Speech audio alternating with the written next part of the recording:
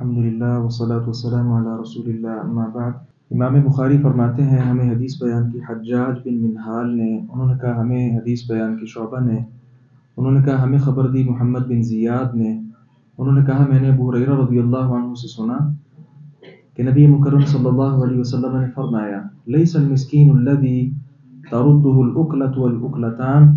مسکین وہ نہیں ہوتا جسے ایک لقمہ اور دو لقمے لوٹا دیں، ولیکن المسکین، لیکن مسکین الذی لیس له غنی ویستحی، جس کے پاس مال نہیں کہ لوگوں سے بے پرواہ رہ سکے،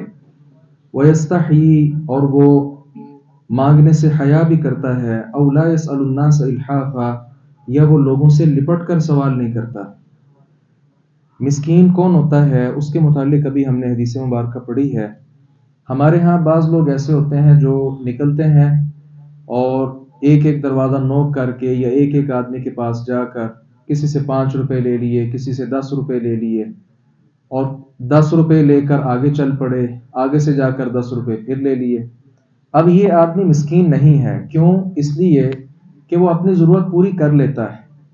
اگر وہ آپ سے 10 روپے لے کر گیا ہے یا 5 روپے لے کر گیا ہے تو وہ صبح سے شام تک جتنی ایک عام آدمی کمائی کرتا ہے، ایک دن کا 1000 روپیہ یا 1200 روپیہ یا جتنا بھی ہے، اتنا وہ حاصل کر لیتا ہے۔ گویا اگر کمائی کرنے والا، محنت کرنے والا 1000 روپیہ لے کر گھر لوٹتا ہے تو یہ جو سمجھا جانے والا مسکین ہے، جو 5-10 کسی سے لیتا ہے، کسی سے 20 کا نوٹ لیتا ہے، رات تک یہ بھی اتنے کما لیتا ہے، اس لیے یہ مسکین نہیں ہے۔ اصل مسکین نبی مکرم صلی اللہ علیہ وسلم نے فرمایا کہ وہ ہے کہ جس کے پاس غنا نہیں ہے، مالداری نہیں ہے، وہ اپنے گھر کا گزر بسر نہیں کر سکتا ہے اور لوگوں سے شرماتا بھی ہے، دست دراز کرنے سے حیا محسوس کرتا ہے کہ لوگوں کے سامنے میں اپنا ہاتھ پھیلاؤں۔ تو ہمیں چاہیے کہ ایسے لوگ جو سفید پوش ہیں انہیں تلاش کر کے زیادہ خرچ ایسے لوگوں پر کرنا چاہیے، کیونکہ اصل یہ حقدار ہیں، بقیہ جو ہیں وہ